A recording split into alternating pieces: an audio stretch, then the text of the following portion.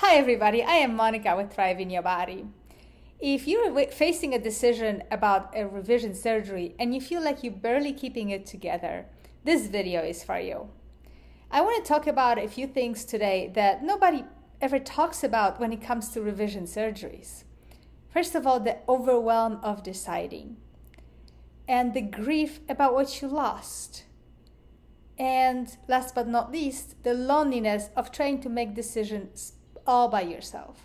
By the end of this video, you have a clear picture of where you are, what you're feeling, and what's the next step forward. So when you're feeling too overwhelmed to decide, and you're being asked to make this huge decision about your life, but you're feeling exhausted, you're in pain, you're traumatized, your nervous system is basically too flooded, too overwhelmed to choose. So the first step is to stabilize. You may be shaking, crying, maybe your brain goes completely numb when it comes to deciding on thinking about the surgery. You feel desperate to just say yes to people so they can stop asking. All right? You leave medical appointments with your brain being completely blank. You don't remember anything from what's being said. And the dread is being your constant companion. This obsessive thinking about what if it goes wrong again? Or why did I make this decision in the first place? It was such a failure. Why would it be any better this time? So the key point here is your job right now is to not make a decision, is to stabilize your nervous system. And let's talk about the 4 simple stabilization strategies that you can do right away. First of all, a consistent wind down routine before you go to bed, so you can clear your mind, calm down, and then sleep better without waking up at night thinking about the surgery, thinking about your body, thinking about what can go wrong again. A few minutes of slow breathing or grounding or just laying on the floor and doing nothing and maybe focusing on your body, just bringing some breath and clearance to your body. That's plenty. That's just enough. Number 2, regular food and water intake. And you may be needing more nutritious food right now to fuel your brain, to help your body with the recovery from pain. And number 3, what will really help you is to have one person that you can text or call whenever your brain goes in the overdrive thinking about the surgery, and whenever you feel like you're losing it. And if there's no one that you can actually do that with, there's helplines. Get a number. Don't feel shy about it. Don't feel guilty that you have to reach out, because reaching out to other people, creating community and connection is your best healing and best supportive strategy that you can get. So I want to reassure you that it is completely okay to wait, to tell your provider, your surgeon, that you need more time. You need more time to stabilize, to calm down, so that you can make the right decision and build the right team. So let's talk about the grief. The grief that maybe is being shoveled under the carpet. Because who wants to be grieving, right? We feel like we need to live our lives. We don't have time for all those negative emotions. Well, remember, these are not negative emotions. There's the time that you will never get back. There's money that you spent, the work that you missed, the relationships that got strained or lost. That version of yourself that you had before the first surgery and that disappeared, that may be changed. The future you that you thought will be happening but didn't. There is plenty to be grieving about. There's plenty to be sad about. Do not shove it under the carpet. Face your grief. Embrace it. Let yourself be with that. I know it is hard, but it is possible. I want to make sure that we normalize that full range of grief responses like anger, numbness, regret, shame, fear, reactivity. You may be feeling extremely anxious or being very reactive, and then you blame yourself that you're being like that. But the truth is that there is a grief that's driving all those reactions. It needs to be processed. So one simple technique or ritual that you can do is to write a letter. Write a letter where you talk about all the emotions that you feel, everything that you lost. Be honest about it. All the hopes for the future, all the money, the time, the friendships, whatever you might have lost due to that medical trauma, that failed surgery that you went through. Write a letter, address it to somebody that you really want to send it to. Maybe your surgeon, maybe somebody who was involved in your decision in the first place.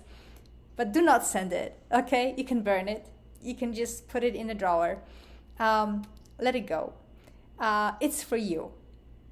And that ritual will help you start to process the grief by just embracing it, by being with it, but not shoving it under the carpet. If you want to burn the letter and make a ritual out of it, I would highly recommend that, so that you can let go of those emotions and move on to the future, but not by denying them, but by fully embracing them and sending them love. All right, so next important step in this process is, once you stabilize your nervous system, when you feel a little more calmer, once you processed your grief, now it is time to start to build your team, the team of supporters. Because the truth is, you're not alone, and it really is not going to be helpful for you to make all the decisions on your own. Of course, the first person on the team must be the surgeon that you trust. Find somebody that you actually like. Find somebody that you feel like you can speak with, that doesn't brush you off, that doesn't tell you that you're exaggerating, or doesn't, look at the watch whenever they talk with you because they are in a hurry. I know it may be difficult, but it's worth it. It may take you more time to actually go through the whole process of trying to find another surgeon. But it is important. This is the person who's going to be deciding really, about the future of your life. So do not just settle for the next best thing. Find the best thing that you can. Okay.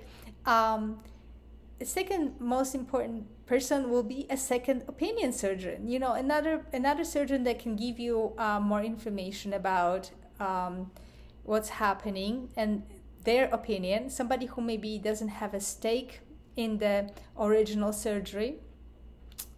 It's also important to have a pain-informed or integrative provider who can help you with non-surgical options and can help you, perhaps if you decide against the revision surgery, to be on your team and to be helping you with addressing the issues in an alternative way. A therapist or a counselor who has experience with medical trauma, grief, and chronic pain is another person that I would highly recommend to reach out to. And last but not least, a trusted friend or family member. Or, like I said, if you don't have one like that, find a helpline. Find a place where you can call in and speak with somebody. It's just human. It is okay to do that. It's not a sign of weakness. It's a sign of strength. So the most important thing is to reframe. I think in our society, we tend to still think that reaching out for help is a sign of weakness, a sign of not being able to cope properly. But it is far from the truth. Reaching out for help, building a community, building a support team is actually a sign of strength, of your leadership capacity. Use it to practice, okay? Build your team. Put your mind into that instead of dwelling on the past once you process your grief, okay? So, to bring it all together, stabilizing your nervous system and processing grief are the two first steps. Then you build your team. And these are not extra steps. This is not a luxury. This is something absolutely necessary for you to have the proper, positive, good, helping outcome from your revision surgery. And these are foundations for making a decision that you can actually live with and don't regret again. And I want to acknowledge the courage it takes for you to be in this place and still looking for a way forward. That just tells a lot about you. So remember your strength and your ability to move forward despite, medical trauma and despite, what happened to you with the surgery. So I wrote a full guide on all of this, and if you want to go deeper and get more information about the subjects that we brushed on today, the article covers why your pain got worse, how to talk to your surgeon after a bad outcome, whether more surgery is actually a viable option, and how to prepare, how to make the right decision, and how to prepare your whole body, not just intellectually prepared, but prepare your whole body holistically. So the link to the article is in the comments. The title is After a Failed Surgery, a Whole Person Guide to Healing and Deciding What's Next. So go read it, and in the comments tell me what resonated, what your questions are, and also your own strategies. How are you coping with this life decision that you are on the verge of making?